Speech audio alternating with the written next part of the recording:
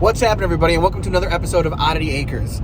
Sorry it's been a while. I've been busy. Things have been crazy, but we are back today with a pretty cool episode. We are headed to the B&O Roundhouse, or as it's known, the Midwest Railway Preservation Society. Now, this place was founded in 1955 by a group of concerned citizens who wanted to preserve the railway and the history behind it. Now, there's a lot of really cool things in there as far as old automotives, railway cars, a lot of things part of this museum that is worth checking out. However, you're probably sitting there going, well, Cody, this is an Oddity Acres video. What's so odd about this? Well, let me tell you. On the property, there is a train car that 26 people died in. It said that when this train was on its way through Wayland, New York, it collided with another train.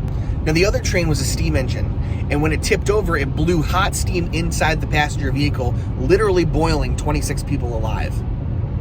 In a railway museum near Cleveland, Ohio, historic trains and passenger cars are lovingly preserved. Most are unremarkable, but one stands apart from the others. It is known as the Death Car. One locomotive slammed sideways into the passenger car, sending scorching steam in through the windows.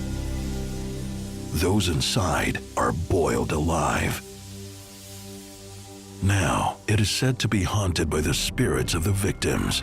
There's been tons of ghostly sightings, and it's also particularly interesting because it is in a place called Kingsbury Run, or what was used to be known as Kingsbury Run. And if you've done any research about Cleveland, you'll know that there was the Mad Butcher of Kingsbury Run, or as most people know him, the Cleveland Torso Murderer. Now, this location's been investigated by numerous famous ghost hunting shows, one of which being the Holtzer Files. I'm inviting you to take a journey with Oddity Acres. Let's do it.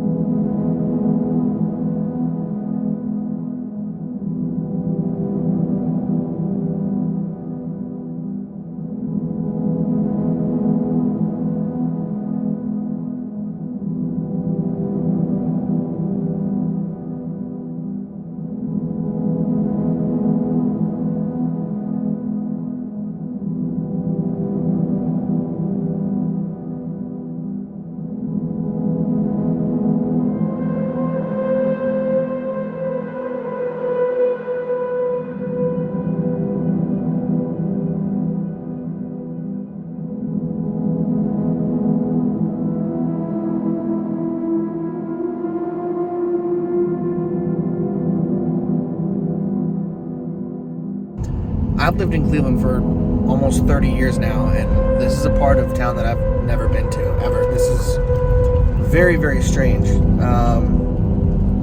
I've just never been down here before. This is a part of Cleveland that, until today, I never knew existed.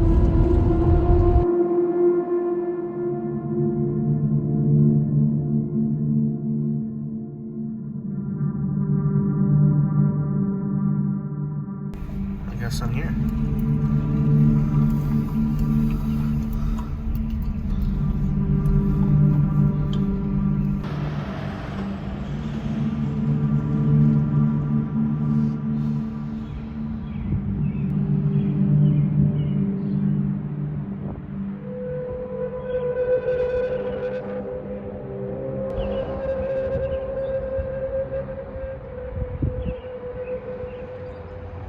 Well, I'm here. I don't know if I can get in. I'm gonna try a door and see what happens. Hopefully we can get in and check it out.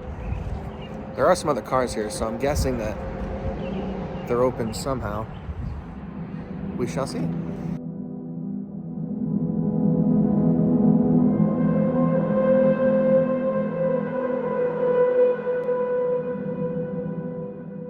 Well, one gentleman that worked on the locomotives, he was working on the engine underneath and in the pit. What's the pit? Right behind me, you can see it's actually like 4 feet deep, and that's so you can work underneath the cars or engines. And while he was working on the electric motor, which is in there, he said he felt like somebody grabbed his leg. Like a hand reached out and grabbed him. Correct.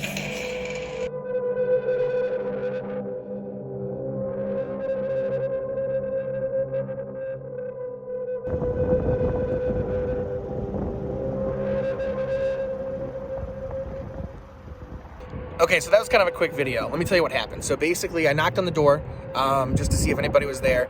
They were actually closed today, but they were nice enough to let me in just to kind of take a quick look around, which is why we got to get some really cool inside shots. Unfortunately, the death car wasn't here today. I guess they repair and they loan it out. So right now, it's actually in Mississippi with Will Smith and Jay-Z filming an ABC show called Women of Movement. Pretty cool. So it's supposed to be back. When it does come back, I'm definitely going to come back and do a part 2.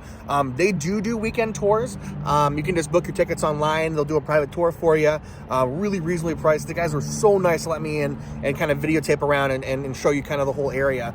It was cool because I got to get some inside shots, and they did have a lot of ghostly activity inside of that area. From the clips that I'm running with this video that you'll get to see kind of linked up to kind of where I was and where they found some activity. But, just because of all the grisly murders and things that have happened down this way, this is a very active area. I mean, they never figured out who the Cleveland torso murderer was. And they had bodies that were littered around this place. I mean, absolutely littered. All right, so I was driving home and thinking about how I'm going to edit the video and all that stuff.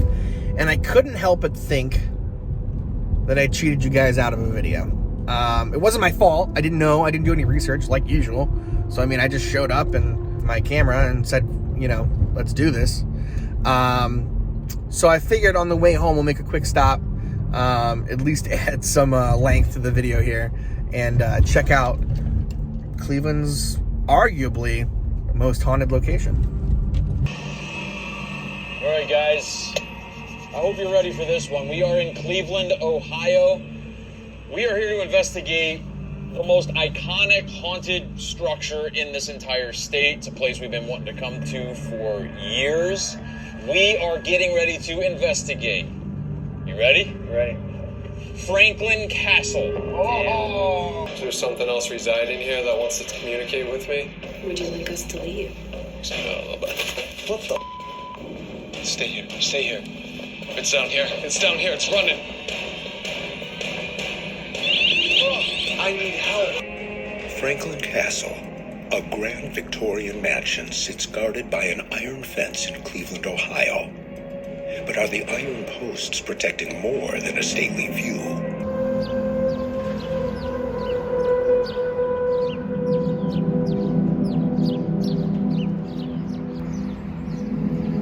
Franklin Castle.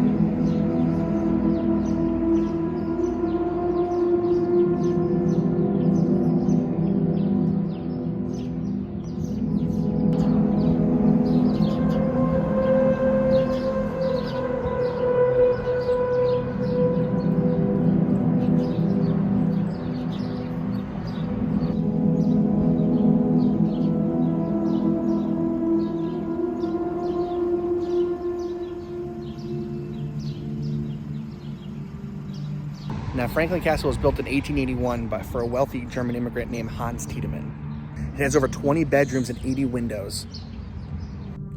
I had to kind of retreat to the car here because all the vehicles that are driving up down the road, you could barely hear me. But I wanted to give you a brief history of this house because there's been a lot of rumors and ghostly stories that have come out of this house, a lot of which weren't true, some of which are. Now, I guess this front portion that you see was built in later years. The back house is where Emma, Hans Tiedemann's daughter, died of diabetes at the early age of 15 years old. Shortly after that, Tiedemann's elderly mother died. During the next 3 years following, 3 more children passed.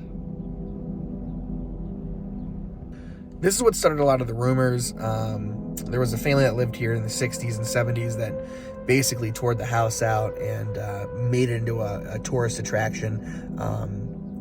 It's said that a lot of stories that came out of that were less than true. We'll put it that way. So, there's definitely a lot of lore and legend that surround this place. But there has definitely been enough tragic events and history of this to warrant a haunting. Now, this place has been investigated by a lot of really famous ghost hunters: Paranormal Lockdown, the Holtzer Files, Ghost Adventures with Zach Baggins. This tends to be a local hotspot, and it's been named one of the most haunted places in the country.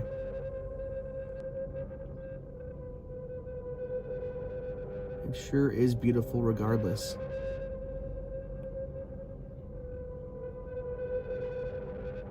All right, that's going to do it for today's Oddity Acres video. Thanks for exploring a couple more of Northeast Ohio's most haunted locations with me. We'll see you next time.